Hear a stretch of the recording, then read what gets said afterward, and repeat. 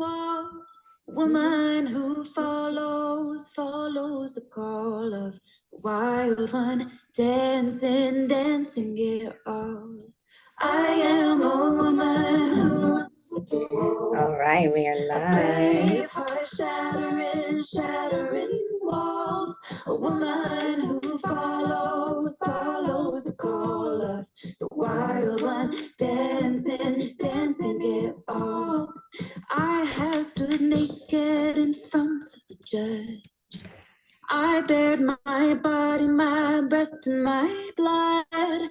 I heard their whispers of disrepair, and I choose to leave all of them there.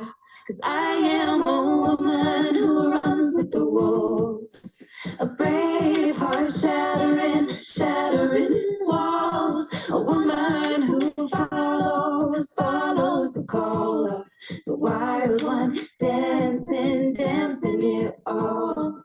I spoke truth that cannot be unsaid. I found treasures that covered in red.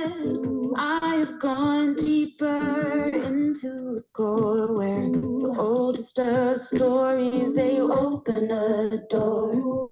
I am a woman who runs with the wolves, a brave heart shattering, shattering walls, a woman who follows the call of the wild one, dancing, dancing it all. I am a woman.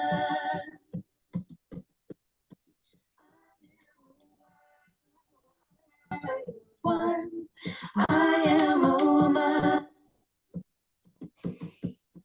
I am a wild one. I am a woman. Yes, you are. You are a woman, and we have the most amazing, wise woman here with us today on our call, dropping in from the one and only New Zealand. But she is one of my dear Irish sisters from another mister, and we met in a beautiful way in Ireland a couple of years ago when I was holding my first ever book launch for Rebel Ma. And Únagh came along with another dear sister of ours, Yvonne Telsky, who was providing the cacao and holding the art exhibition. And myself and Únagh just had this instant connection where we went on a journey through the phases of the feminine and the archetypes of the feminine. It was very much the beginning of the Rebel Mad journey for me, but it activated something deeply in Únagh, and she was like, oh my God, I need to be in your next book, when I didn't even know another book was actually happening then. So this is the mystery that we follow and that we allow to lead. And it was such a beautiful beginning to a gorgeous flourishing relationship. So I just want to thank Únagh for coming here today, for saying yes to the mystery and for leaning in with wonder and curiosity to the Rebel Mad journey. And, you know, we're on day 4 now of the Rise of the Rebel Matriarch Leadership Summit. It's called Matriarchy Now. And today is very much about the wise woman. So we're calling forth the wise woman, which, you know, she is an elder, she is a healer, she's a keeper of memory, but she lives through all of us if we are willing to slow down and listen to the inner whispers from within, to source that is calling us, to the Rebel Ma, the Rebel Matriarch that I like to call her, you know, who is always guiding us and calling us forward into our own inner healing and into more meaning in our life. So Únagh has lived enough to trust her own pulse, we would say. You know, she's one who walks with fearless authenticity because she's already met herself in the dark and returned with gold in her hands. It's just very much the journey of the Rebel Matriarch. You know, we look at our lives, we mine for the gold, we find our own healed path forward, and we carve our own path out of blood and stones and whatever else we need to, you know. But Únagh does carry this frequency of Eru, of Ireland, with her wherever she goes, even though she's now rooted in New Zealand, in Aotearoa. And she walks between lands and lineages, between boardrooms and ceremonial fires. She used to be an executive in London in a high-powered job, and she answered the call of her heart, and now she devotes her life to restoring right relationship with Mama Cacao, the beautiful cacao plant, and with the earth. And through her work with the Cacao Ambassador and the Cacao Embassy, she uplifts Pacific farming communities and returns dignity to the trade, and tries to decolonize cacao and decommercialize cacao so that cacao can give back to the communities that she was born from, that she grew for, and resource those who, you know, need it most. And also she's a big advocate of us all accessing it and using it in our day-to-day to help us on our way, and to open our hearts and to connect us to our purpose, to our passion, to our missions and visions. So thank you, my love, Una, a beautiful mother of 3 gorgeous kids too, and yeah, a kindred spirit. I will hand the mic over to you and let you tell us your story too, in your own words, in your own way. Wow, amazing. Thank you for the incredible introduction, Susha. Wow. Where to begin? I mean, today, in terms of, you know, celebrating the matriarch, you know, it's everything you said, which is to celebrate everything that life brings us in our journey. And no matter how it feels in any moment, knowing that it's always going to turn into gold if we choose not to or believe in the pain or the patterning more than what's possible for us. So, you know, I've had a big life's journey from leaving Ireland, running away really from a very strong Catholic upbringing, and people asking me, do I miss Ireland? I'm like, no, not at all, to being called back by the land 4 years ago and being reclaimed. You know, can even feel the emotion rising and the depth and beauty of that. And you know, we have no idea what's for us unless we have the courage to say yes and take the steps. And so my journey in my life over these 55 years has been extraordinary, and one that I could not prophesy. But where I am each year, I look back and go, wow, I couldn't have dreamed that up. I couldn't have wised that up. So I've learned, as you said, to deeply listen to what's next. And for me, that's also a lot of letting go. And one of the things that I really felt to share on this call is about grief. And that's not just grief in losing loved ones, it's grieving the end of phases of our life. So when we have the courage to take a new step, to fully take that whilst also really grieving what we need to let go so we can fully move into the next.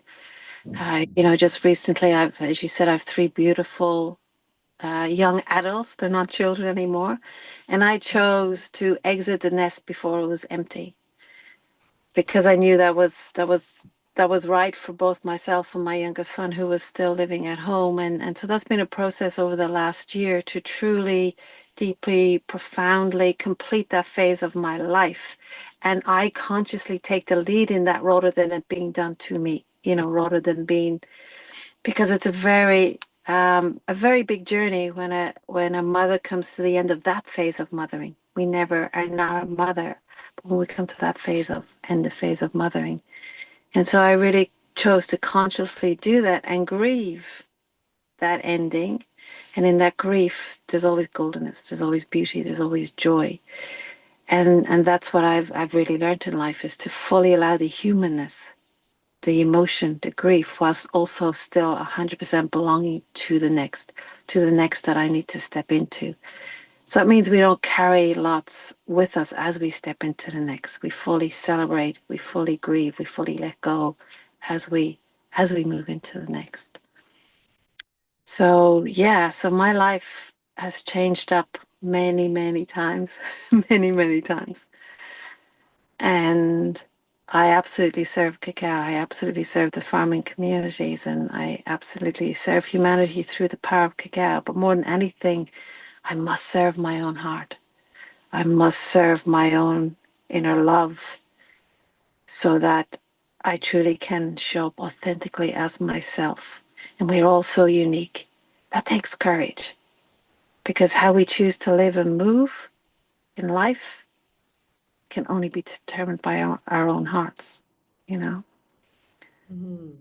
Yeah. So maybe you ask me some questions as well. Yeah. And So what tell me. does that look like for you? I mean, how do we love ourselves to a sense of completion, having been on this journey for 55 years, Well, how would you cultivate that sense of love, that sense of trust in yourself and all of the different paths that you've taken and how you've come to be where you are today? Like, how can we cultivate that sense of love and trust in ourselves too? Yeah. Well, it's an eternal journey. It never ends. And really, it's about taking the time and the space to get to know ourselves more and more. However that looks for us, but it does require time and space and spaciousness to do that. And however our lives look, I think a golden turning point for me was to welcome the word selfish. Because, brought up Catholic Ireland, you can't think about yourself. You have to think about others but ultimately we're thinking about ourselves, right? Because it's about what we're conditioned to be. To dare be selfish and make choices that seem like they are selfish, but they're actually about honoring ourselves and putting ourselves first so that we can actually heal and become whole inside. And, in Ireland, we have the saying, you never give from an empty cup. You fill your cup till it overflows and you give from your saucer, which is the overflowing, of our ourselves. So we give from the overflowing. And that takes discipline and time and focus to truly fill our cups up, truly to do that. And that looks different for everybody.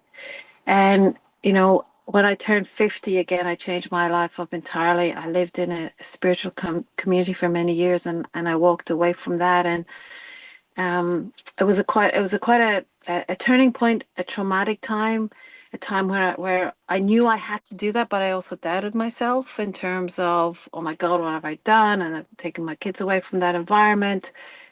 But I promised myself every day, whatever it took, I would commit to that until I felt fast and whole as I moved through the day. I wouldn't go to my checklist. I wouldn't go to my computer. I wouldn't go to my do's.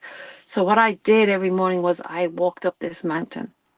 So I spent an hour and a half walking up that mountain. By the time I got down from that mountain, I felt whole in myself and able to move from that place of knowing who I am.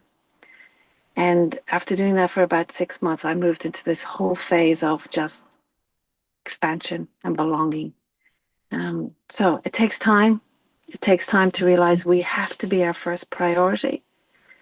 And that's not easy in the different phases of life, whether we've got young children, demanding business, passion, to serve and show up in life in the world.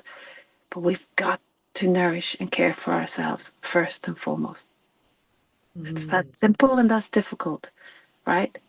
We might do it for 1 or 2 days and then suddenly we're off in the list and the busyness again. But I deeply discovered the profundity of committing to that more than anything else, before anything else. I still do it, because there's different times in life when we feel different pressures or our past comes back to be revisited. And it's my commitment every morning that I won't show up in the world until I really have myself in that place where I'm moving as all of me, rather than just parts of me. Yeah. I love that. I love that. So when you speak about the wisdom years, which you did in your chapter, and that's the name and theme of this piece, like, is that the kind of that inner knowing that we need to put ourselves first and fill up our cup? That's what shifts inside a woman when she begins to fully trust what she needs, and that's how she can move from that place of wisdom. Yeah, that's a great way of putting it. And also what shifts inside of her is like, I've had a fucking enough. Yeah. And that's all that none of that makes sense anymore, right? And that's it. That's a scary place where you can't help it. You can't help that feeling that starts to happen and rise inside of you. You've ticked the boxes. You maybe have had a career.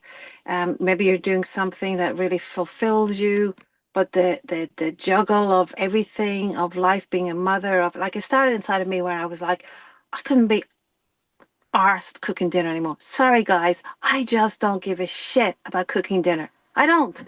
I have no interest, and I used to love cooking food for my kids. It just changed in me. That was the first thing. I'm not interested. Right, we're going to create a roster. You all have to have to cook 1 or 2 nights a week. My kids have turned into amazing cooks, chefs. Yeah. Um. So your relationship with the world starts to change. So you've journeyed through the world, you've experienced the world, whatever that looks like, but your relationship starts to change and it starts to turn inward and you start to feel selfish and you can't help it. But it's confusing for a woman in the crossover because we're so conditioned to show up, to do, we're so connected and hooked into external validation. That's huge. External validation to know I'm doing a good job, I'm being a good mom, I'm showing up in whatever facet of life we show up in, right? It's an addiction for us. And we have to cut that addiction so that we can actually really listen, going, I've done it all. I've done the superwoman. I've juggled it all. Now, what is truly my heart's knowing? What is truly for me? So if we know that that's our right and true place, that this change, our home will start to change, we start to look in, we just don't give a toss about certain things that we deeply did, but that's confusing and that's scary. If we know that means we're on track. We're so on track. Because when a woman deeply listens to her own heart, but she deeply dares to show up as that, we're dangerous. You can't control her, you can't manipulate her, she's dangerous and she's awesome. Yeah, she Especially is. need the validation, and her fire and her knowing and her wisdom of everything she has done in her life, and she has mined, as you said, into gold. When she dares live that, wow. Like really, really wow. And so all of the years serve that, but we have to change it into our next phase. And it can be like the wisdom years are amazing when we dare do that. They're just so incredible. Some people say, I was in this back of a truck in the Solomon Islands, really remote, we're bouncing around, and there was 4 other women from 30s to 40, and then there was myself and then a beautiful woman in our 50s, and they were like, does it get any better? They're like, please tell us, it's so stressful and whatever. And the friend with me was like, oh, I'm not sure, I'm still working out with that. And I'm like, fuck yes, it does. It absolutely does. But you've got to do the work to make yourself the center of your universe, not everything else outside. You, the center of your universe. I love that. And I feel even as well, like I'm 43, I'm not in my wisdom years yet, but it really, you give less fucks the older you get, and you just it's like your capacity grows, but only for the things that make you come alive rather than the shit that brings you down. And I'm finding that I've had a battle recently, not recently, but over the last couple of years, with like this balance of being both both a mother and a lover and a leader in this world with a big mission. And I always feel that, if I choose one, it's at the cost to the other. And you have to kind of work out that balance too. But like now I'm starting to begin to see that, like, well, not starting to, but through time you learn that no, this is life-giving. This work that I do in the world gives me life, it gives me purpose. It makes me feel like I'm contributing to the world. It makes me feel like I'm creating a better world for my children, and that like I can have both, and it's necessary because I'm doing it with my children, I'm doing it for my children, I'm doing it, all of these things, but also I'm me, and I've got certain needs that I need to meet as well. And meeting you really helped me. Like, you were so about me, going to a retreat and doing a training one time. And I remember, the mother guilt would come in, and I'd be like, oh God, is this a bad thing to do? And you were like, absolutely not. It's not a bad thing at all. This is brilliant. This is what you need. You've got to fill up your cup. So you've always been such a stand for me in that sense to, you know, ensure that I am getting what I need. And, you know, you've moved from, say, the corporate world into motherhood, and from motherhood into a spiritual community where you were surrounded by people, brought your kids up in this way where it was a community. And then, of course, that kind of crumbled and you became a solo matriarch, basically. And then you built a business from scratch into this global movement. And, you know, there's so many big transitions there. And there's so many incredible, but I'd love to hear about, because you know this summit is about matriarchy now, and there's a lot of talk about building community, about living in commune. Lots of the women are talking about how we need to decenter men, and we need to just like be the leaders of our lives, of our tribes. And I'd just love to hear your kind of take on that. You lived in a community. It wasn't matriarchal though. It wasn't mother-led, was it? Tell me a bit about that time and about what your vision is, knowing what could be maybe possible, you know? Yeah, no, it was patriarchal led, and it was yeah, moments in the early days which was magnificent because I wanted to be surrounded by like-hearted beings who were just hungry for truth and spiritual growth. But I really feel, for me, we're here to continually evolve and not keep going around a cycle, so to speak. But you know, we can't put anything into one box because we are all so unique. And for me, I chose that experience, and there was magnificence in it, and also darkness and challenges. But it really allowed me to get to know myself better and to show my strength of coming up and out through anything, which I know at my very core now, which is fundamental in terms of moving out and up into the world. So I don't feel there's one right answer in it. I still keep coming back to our own wholeness. To me, that's the answer. Our own wholeness is where we have power, fire, love, light, heart. And what does that wholeness look like? When we can heal our own inner masculine, our own inner feminine, when we rise up and hold ourselves first and foremost, that is where the power is in it. And then wherever we move, whether we move into a relationship or out of relationship or into community, we are our own sovereign being with an open heart and an open field. And that is a journey.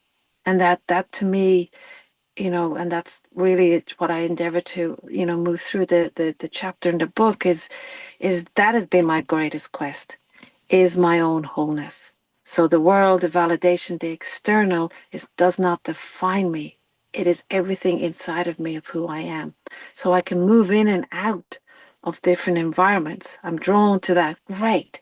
Then I'm like, okay, that's served. I can move out, but I don't lose myself or parts of myself. And, you know, even in relation, that's so challenging to truly hold our own sovereignty as a whole being is a challenge, and not be diluted or you know, in any way, whether it's by culture, by environment, by family, by partner, right? And from that place, all of it's possible. So I don't believe in any one particular box, but I do believe in our own wholeness.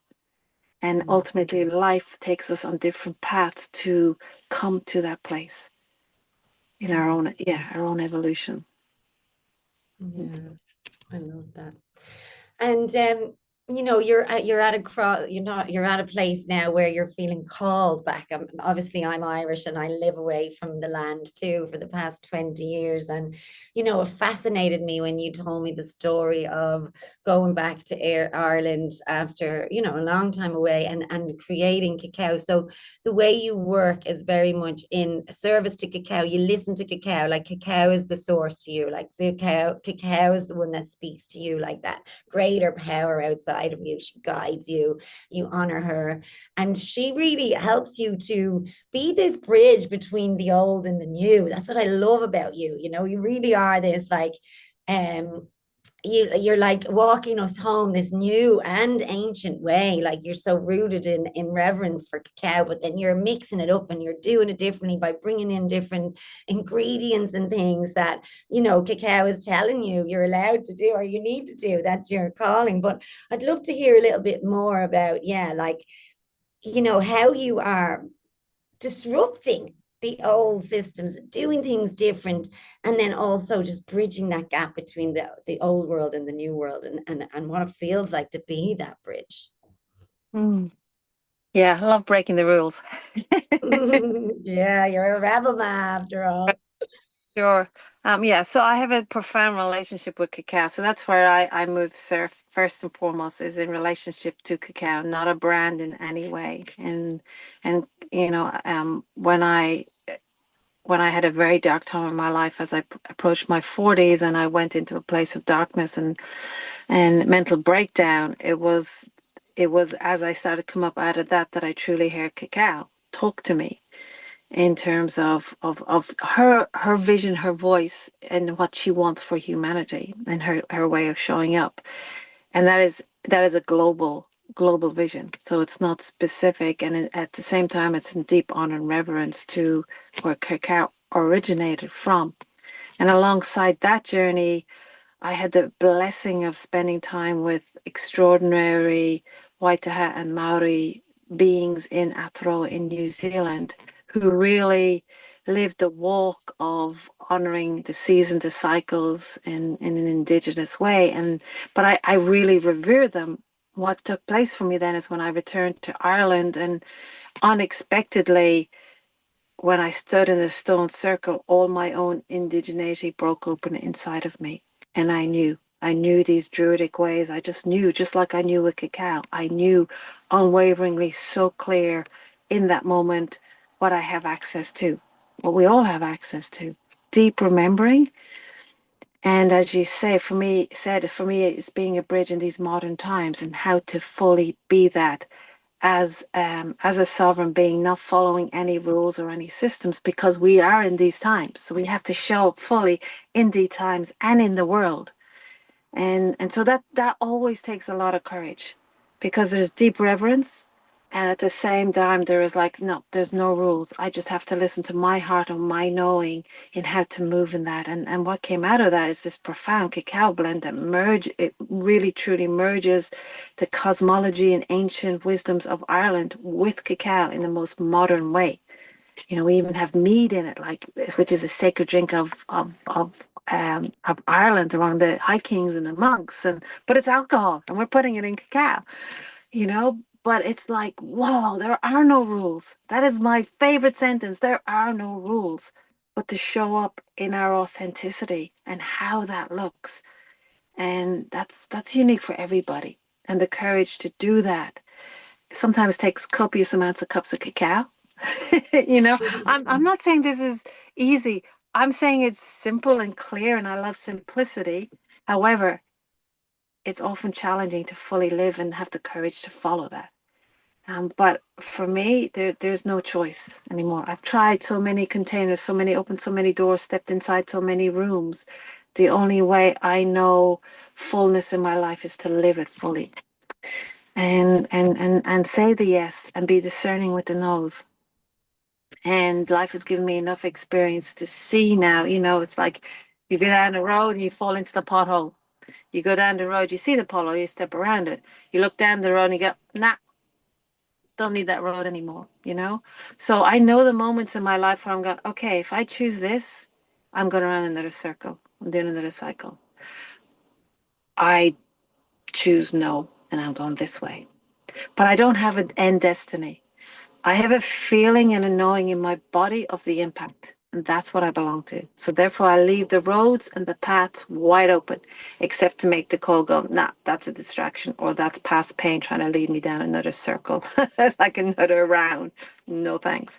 I'm going for the real thing. And that burns up whatever that is, right? But that is discerning, and again, a belonging to myself, so I can read and learn that. But that's life experience. I wouldn't know that without the vast array of fuck ups of doing things far too many years. Then, but I don't regret any of that, because it's given me all of the wisdom and juice and gold I have now to discern as I move. As I journey this life. It's all the richness to be able to be in all of that. Yeah, absolutely. And that's what I'm teaching my daughter now too. Like sometimes she loses confidence and doesn't want to try. And I'm like, when you make mistakes, that's when you learn, that's the gold right there. You don't have to get it right all the time. You get to try. And then just, if you fail, you dust yourself up and you get back up again. So, I mean, we learn that the hard way, and the universe will keep teaching us lessons until we learn them too, which sometimes we can have a million signs and we're like, nah, I'm ignoring that until boom, it hits us in the face. And sometimes that's the right way, because we're not ready, Like even just recently, I've had a revisit of a time in my life that was really challenging, and because the current circumstances kind of were similar. And my response to it now is very different, because I've more experience, I've more awareness, so I'm able to, I like the word light mine that time in my life now. And that's fine. We just got to take the pressure off ourselves. We've so much pressure on ourselves, especially as women. And if we turn being spiritual and getting it right and being this, even I've got to be whole, or I've got to love myself. If we turn that into pressure and something we need to do, it's just recolored, right? And we do that so much with so many things. So it's about take off the pressure. And that's the other thing. Oh, I don't care if I fuck it up. I don't care if this isn't spiritual. I don't care. I'm just going to be me. And then we realize how awesome me is, not from anything on the outside. And everybody's inner me is awesome. Yeah, that's it. And that's what your story is about in Rebel Ma, just really encouraging women to remember their magic and their awesomeness and their uniqueness. Is like just, that is what we're here for, just to be more of ourselves and to stop thinking that anything is outside of ourselves. And I'd love to hear, you did write in Rebel Ma, in our healing in the time of the feminine and leading in the time of the feminine. And I know for the first chapter you wrote was quite a profound journey in kind of releasing and letting go of, it's kind of just a liberating of yourself from old stories that might just still be holding you back a little bit. And I'd love you to, go on a little bit of a journey, or tell us a bit about what writing your story in Rebel Ma actually opened up for you or helped you to let go of. If anybody else is ever interested in contributing to a book like Rebel Ma, what would you say to them? Yeah, it was a very different journey writing in the second book and versus the third book. The second book was really me daring to tell my story, because I started to realize that I had shame around certain parts of the life I chose. I mean, I lived in a tantric community. We had at one point, like we were, whatever the newspaper is in any country, if it's the Irish Times in Ireland, whatever, we were center page to community, like it was a double spread about us. And, of course, my family in Ireland couldn't understand. And I realized I had shadows of that, and I wanted to actually get ahead of that and write my story. And the all of it, which very few people actually heard, even my children, the whole story. And I just went for it. I went raw and real and vulnerable. And, it was the most extraordinary, freeing experience until the week before the book was to be launched, when I went, fuck, everybody's going to read this. I mean, I knew when I wrote it, but then it's really in your face. It's like, wow, okay. Anybody in Ireland? Actually, I better get my kids together and go through this with them. But when I then shared it, it was so easy, because it was dissolved to me. I had only love for that time in my life and how it grew me and why I chose it. And I was so ahead of it, and it was so integrated in me. So then to share with anybody from then on was just so extremely freeing and beautiful and easy. So it was such a healing process.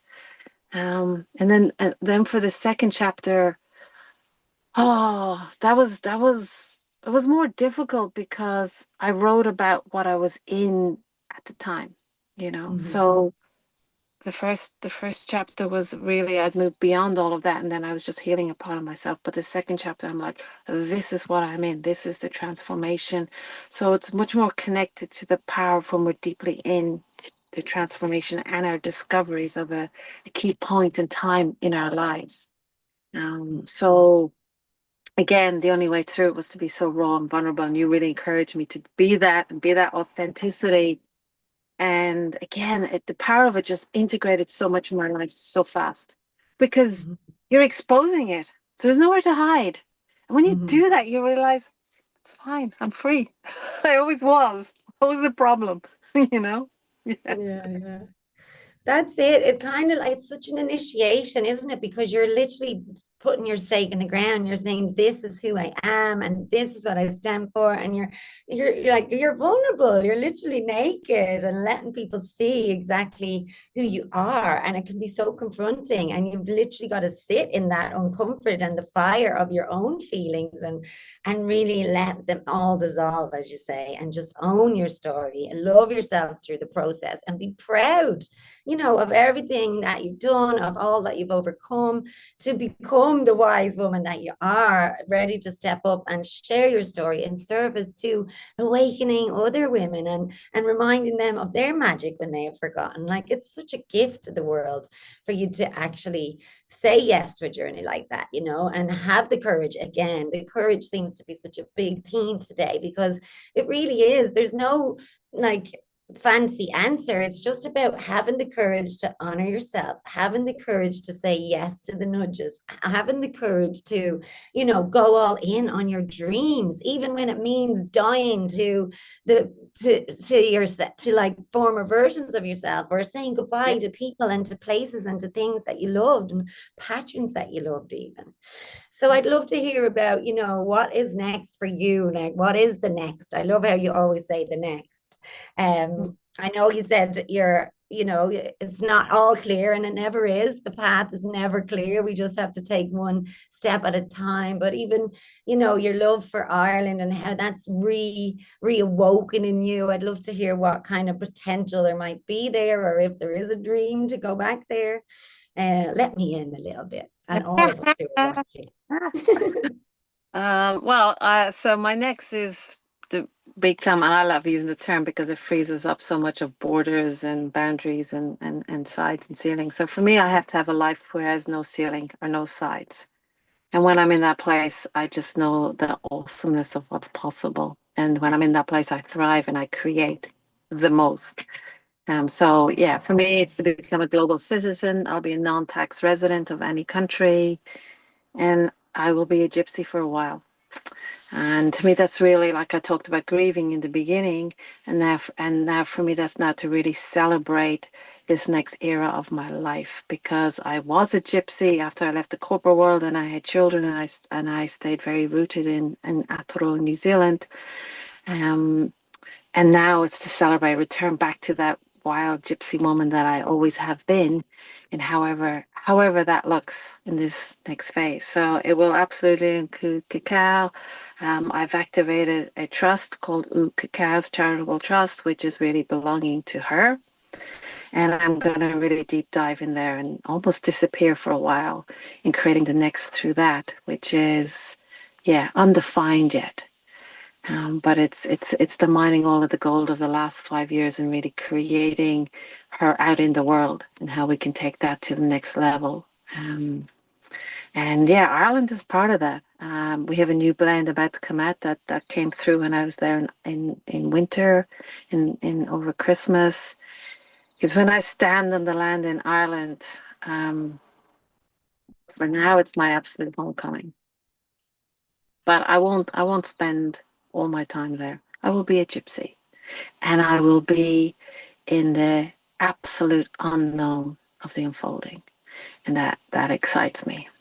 It really excites me. And that's why I just want to share with every woman, when we dare have the courage, when we dare say yes, no matter how it feels, just that moment of saying, yes, I know that's my next. Even if we just see it, it's faint, it's a faint light, but everything in us knows that that is the way.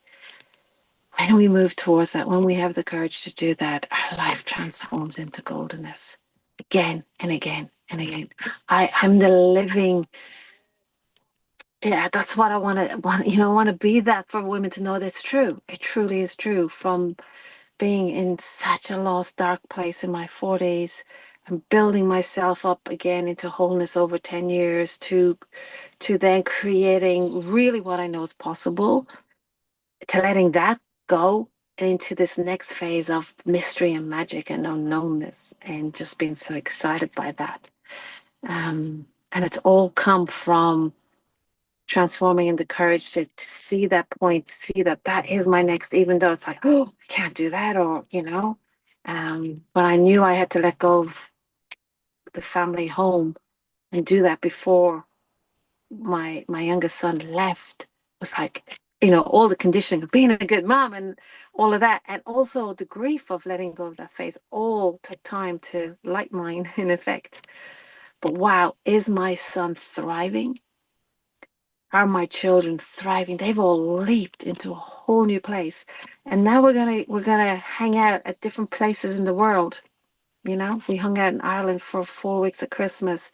We're gonna all get together in June in probably Bali, Thailand. We're just gonna do it up different. We're gonna have quality time together.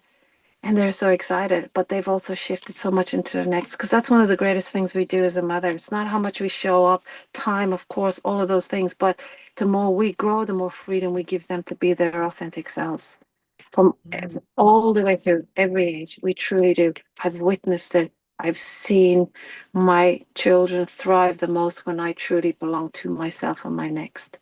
And they have my back, as I have theirs. Yeah. Yeah, I love that. I love that. That's really great.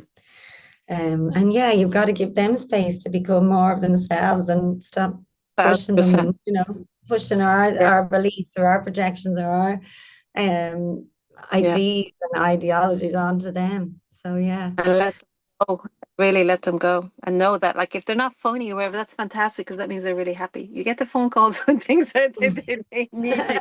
I call them because I want to have a chat with them, but the more they're living their full life, that's the most amazing returning to me. And then they surprise us in the most magnificent ways of when they show up whole. Like, I just know that with my relationship with my mom, which we totally healed the end of it, but that conditional, I've got to perform in a particular way as her, as a daughter. As I said, we really healed that, which was so beautiful before she passed. But for me, it's unconditional with our children, to be unconditional. And that means really allowing them to be themselves. And that we have to be, that's where we have to be the most selfless, in terms of when we don't do it for what we want of the relationship, we do it for them to thrive and fly free. Wow, when it returns to us, it's the most magnificent, beautiful gold. That's just natural and true. It's just the most beautiful nectar a mom could ever receive. Yeah. I love that.